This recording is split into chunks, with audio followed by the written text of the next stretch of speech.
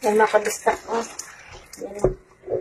Inaanggalan. Nilinis ko siya. Tinanggalan ko siya ng ulat. Saka yung sakutan. Yan o.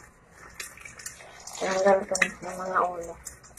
So marami pa makabistak. Sakit ko ng likod ko. Yan o. Patapos na. Meron pa dito. Saka.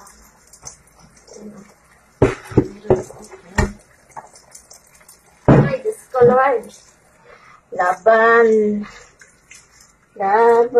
Pilipino. San man sa mundo. Ayan siya mga kamusta. Marami pa ito.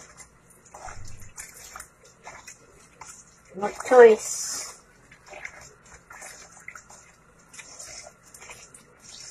Para pag tapos pagkatapos nito, ilagay ko siya sa freezer. Lagay ko siya sa plastic. Ilagay sa freezer para pag magluto yung amo ko. Ready na siya. Diretso na. Ready pa cook na siya. So, yun mga kabistak. Thank you for watching.